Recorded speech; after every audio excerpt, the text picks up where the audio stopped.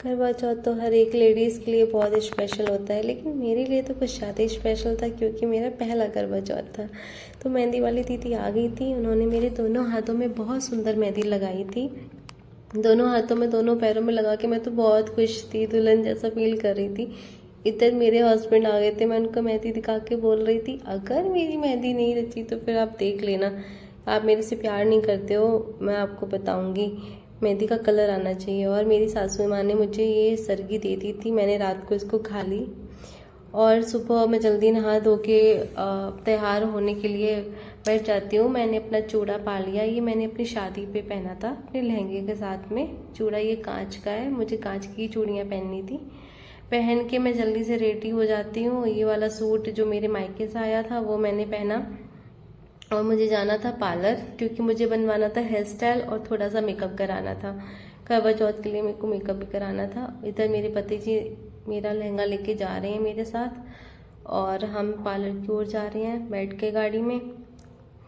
Parlour आने वाला ही है और हम पार्लर पहुंच जाते हैं। पार्लर में जाके देखती हैं इतनी भीड़ होती है सुबह सुबह से, मुझे लग रहा था मैं ही होंगी, लेकिन यहाँ पे तो पहले से इतने सारे लोग थे और उन्होंने मेरे को लहंगा पहना दिया, मेरा बन भी बना दिया था और बस अब रह गया था थोड़ा सा मेकअप।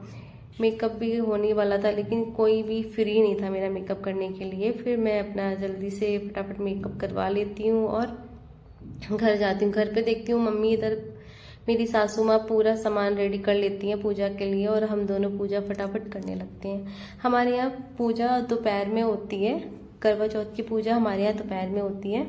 और हमारी पहली करवा चौथ थी तो सारी औरतें थी जो मोहल्ले की, वो हमारे घर पे आई हुई थी और ये हमको परिक्रमा करना था। ये पीछे से लहंगे से मेरा मटका टक गया था, गिरने से बचा बहुत बहुत, और ये बिना धार टूटे इसको पूरा करना था। बहुत टफ था क्योंकि मेरा लहंगा बहुत हैवी था, मुझे संभालना बहुत मुश्किल हो रहा था।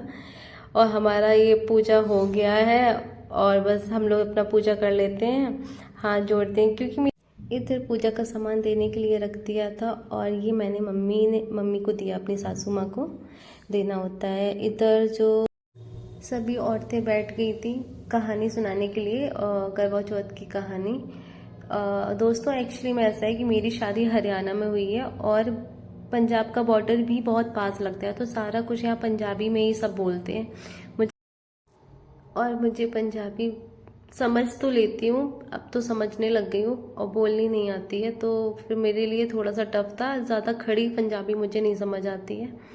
तो इन दादी ने जो कथा सुनाई वो प्योर पंजाबी में थी, लेकिन मैंने सुन ली, मुझे समझ कम आई। मम्मी का आशीर्वाद लिया मैंने, ये सबका आशीर्वाद लेके अब आ गई थी रात को चांद की बारी।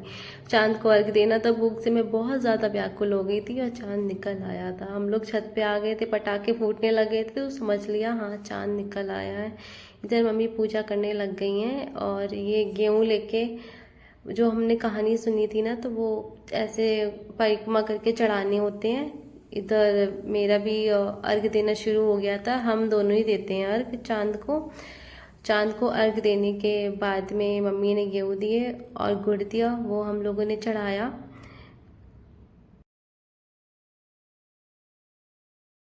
हाथ जोड़ के नमस्कार करते हैं हम। और ये अब चलनी से देखने की बारी थी। ये जो चलनी थी ना, ये प्लास्टिक का लगा हुआ है इसमें, तो ये इससे जल गया था। मम्मी लेके आई थी, मम्मी को पता नहीं था ये प्लास्टिक का है।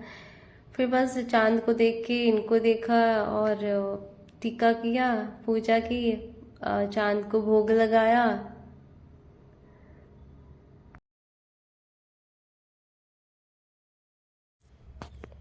अब चांद को अर्घ चढ़ा दिया और फिर इनको मिठाई खिलाई। आहा बल्ले बल्ले, मिठाई खा के तो मज़ा ही आ गया। फिर मैंने भी खाई, बहुत ज़ोर की भूख लगी थी। मैं लहंगे से बहुत ज़्यादा परेशान हो गई थी, इतना हैवी था ना, और मैं सुबह 12 बजे से मैंने पहन रखा था, तो मेरी हालत बहुत ज़्यादा, आप समझ सकते हो कितनी ख़राब हो गई होगी। अब मैंने भी पानी पिया, मैंने पूरे दिन में कुछ नहीं खाया था। हाँ एक बार हमारे यहाँ पानी ज़रूर पिला देते हैं कि आगे चल के आप कभी बीमार पड़ जाओ तो कम से कम आप एक बार पानी पी सकते हो। बस हम दोनों ने अपने चांद से विशेष मांगी, गलती की क्षमा मांगी, जो भी गलती हो गई हो उसकी क्षमा मांगी। और फ्रेंड्स हमारा करवा चौथ व्रत पूरा हुआ। आप लोग को कैसा लगा हमारा ब्लॉग ज़रूर बताना, लाइक शेयर सब्सक्राइब। सब्सक्राइब ज़रूर कर देना और हमारे ब्लॉग में बने रहने के लिए बहुत बहुत धन्यवाद।